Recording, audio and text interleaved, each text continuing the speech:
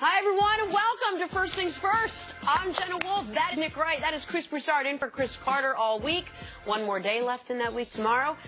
Big night of basketball last night. Big night of basketball. Going on. One personal note for the show, and I know we'll give video evidence of this later, photographic evidence, but congratulations to Chris Carter. Yep. Got married yesterday. You guys can see on Twitter the pictures. We'll do something later in the show, but a huge congratulations on behalf of the show, everyone that works on the show, all of FS1, for Chris Carter, and now I guess it will be Sue Carter, his lovely bride of one day. And we love you both. We miss you guys, and enjoy yourselves. Side note, none of us were invited. Well, but that's okay.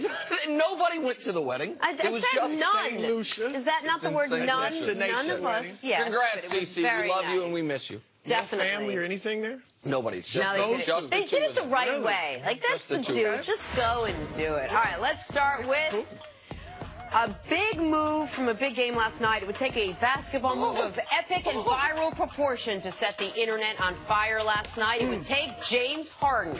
Rockets Clippers, no love lost here at all. Let's watch it again. Harden with the crossover trips up Wesley Johnson. Harden stares at him, then nails the three. Twitter went bananas last night. Check it out if you haven't seen some of the reaction to this. Oh, my goodness. 3 of his 25 on the night. Rockets won it easily. They've won 14 in a row. Best record in the league now. Here is James Harden after the game. This feels really, really good. We're not just winning one way. We're winning in a variety of ways, and that's what it's going to take for in the postseason. So just finding ways to win. We know, obviously, defensively we have to get stops in order for us to get to where we want to go. But offensively, we can score with the best of them. So tonight, great case of what the defense can do. Wesley goes down, you see it. What's going through your mind at that point? I don't know. I was trying to figure out what he was doing. I don't know. You just decided to step back and take the three? Yeah, I mean, I was looking at him and he was looking at me. I was trying to figure out what he was doing, where he was going to save, and then I just shot it. Did you say I just wanted to see what he was doing? Yeah, Oh, yeah, that's why I stepped love back. Good. Humble brag. Of course. I don't know what happened to him. I mean all of he a was sudden there, he's then on he the wasn't ground. there. Yeah. And when James Harden wins the MVP this year, and it'll be near unanimous, won't be unanimous. Anthony Davis will It get a couple might votes. be unanimous. It could be, but It let's might assume it be won't unanimous. be. It'll be close to it at the very least.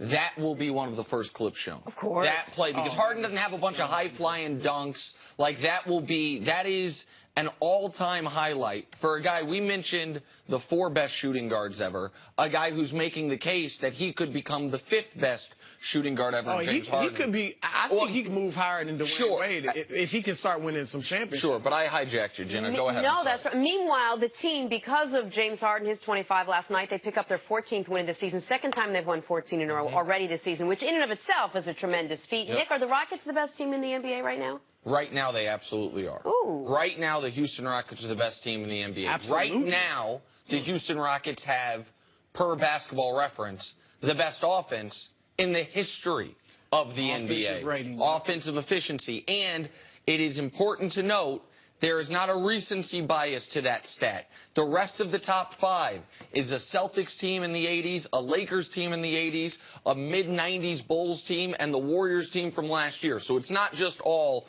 last year's Warriors this year. Yeah. It is some of the greatest teams of all time.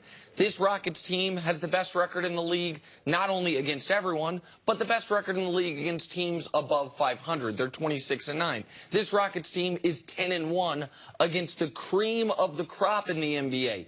Golden State, Cleveland, Minnesota, San Antonio. I mentioned Minnesota, San Antonio. One of those two teams likely second-round series. Obviously, Golden State likely third-round series. And then Cleveland, the likely NBA final series if they were to get there. So I don't see a flaw on the team right now. The only criticism you can find for the Rockets is of things that haven't happened yet. How will D'Antoni do in the playoffs? How will Harden and Paul do in the playoffs? But up to this point, 75% of the way through the season, they have been the best team in the NBA. Now, I believe this year's Warriors, are they in the top 5 on Basketball Reference? I think Last they're year's 6. were. Okay. They're right. This year's Warriors are right there. It's interesting because I was looking at that as well. Now, the ESPN John Hollinger stats actually has Slight difference. Yeah, Golden State as the best team offensively this year in offensive efficiency. They're historic in Basketball both things. Reference has ratings. It's because of Yeah. the way you determine pace. Yeah. So there's a slight different methodology. But either way, we could parse They're it. historic. Historically Yeah. great offense. But Go ahead. no, they're not the best team. First of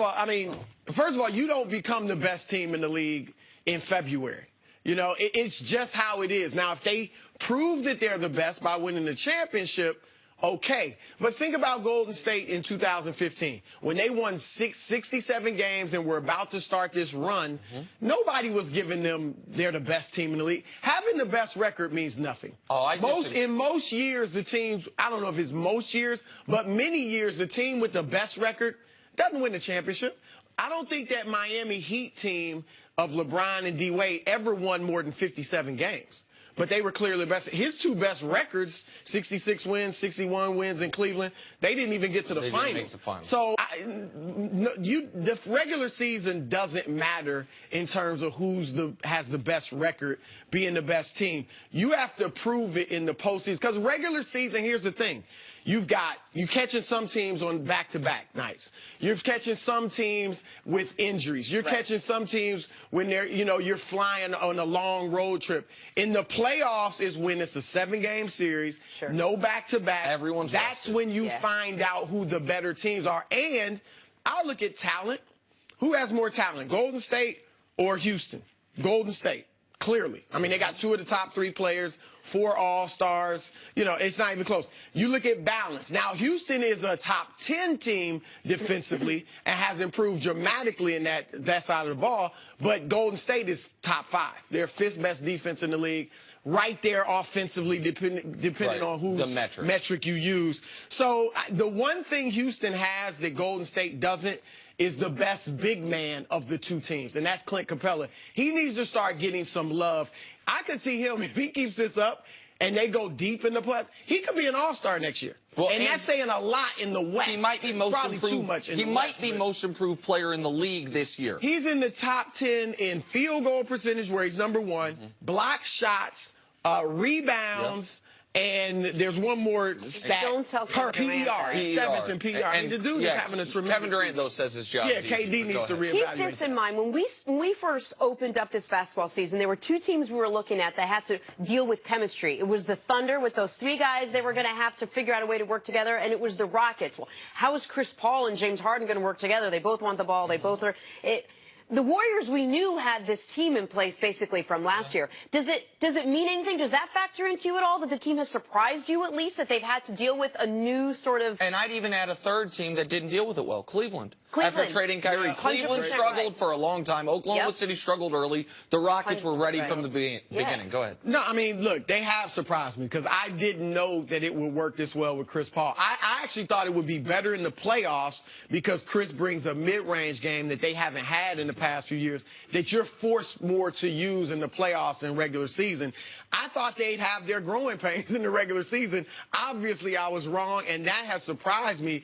But no, I can't say they're the best team in the league right now. I don't care what their record is. Well, I disagree with you on how we looked at the Warriors the first year they won the title. Steph won the MVP. They were the favorites going into the playoffs. I think there were stories about one of the reasons LeBron was so upset his first year in Cleveland before they made the trades was he was watching the Warriors late night and was like, oh, my God. This team that was after Golden State won it, though. I talked to LeBron right before that finals, and I went right before the 2015 finals. At the finals, I got him alone. I was like, do they remind you of the Spurs team in 2014 that just beat you guys because the way they moved the ball, shoot the 3?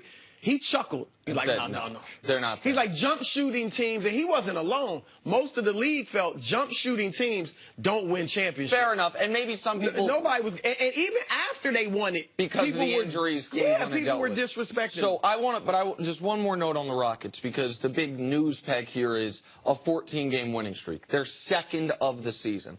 A little historical context.